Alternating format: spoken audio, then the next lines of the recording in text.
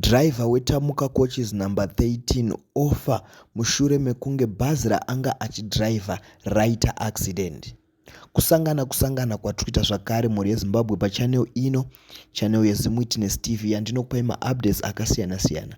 Uye ndinoti kana kari kekutanga kusvika pano, ndinokumbira kuti ungobaya button rekusubscribe, then turn on the notification bell kuitira kuti usarasikirwe nemaupdates andinouya nawo pano zuva nezuva. So mhuri yeZimbabwe, nyaya yandadzoka nayo inyaya yetsaona yaitika kubhazi rekwatamuka iro rauraya driver pamwe chete nemumwe pasenjawo zvake. Bhazi retamuka riri kunzi iro rapidiguka pedyo neZebetiela kuSouth Africa, apo vhiri rekumberi raputika pedyo nekabridge, ndipo parapidiguka rikauraya driver nemumwewo munhu, ende zviri kunzi vanhu vazhinji vakuwara zvakaipisisa mutsaona iyi.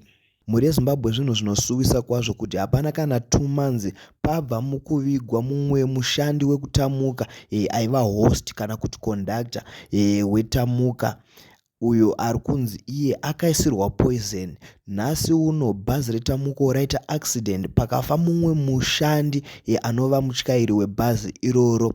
It is a huge loss kukambani kwatamuka, nekuti bhazi riri kuratidza kuti raparara. Excel yebhazi iri yabva ikaenda pasaidi nekupidiguka kwaraita mushure mekunge vhiri rekumberi raputika. Kuputika kwaita vhiri iri zviri kunzi izvo driver aluza control, zvazokonzeresa izvo kuti bhazi ringe richipidiguka. Mhuri yeZimbabwe, zvinhu zvinopisa tsitsi kuti baba vanenge vaenda kubasa, muchitoti baba vava kudzoka kumba, ndipo paunonzwa kuti aiwa baba hakusisina. Tinongoti zororai murugare vamutyairi.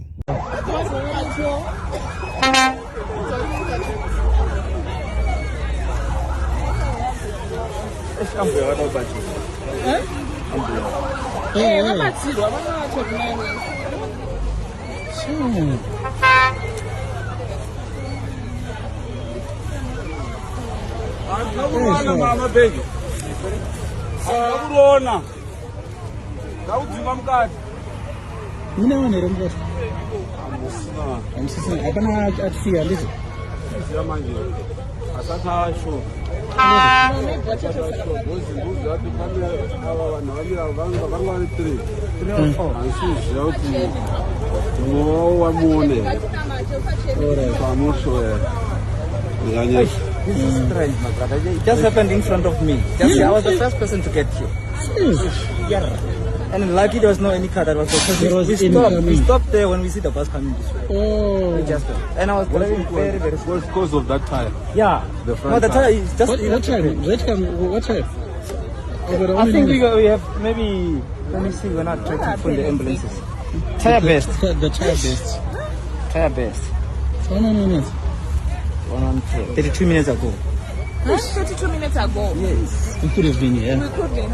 I was here. 32 minutes ago. Yeah.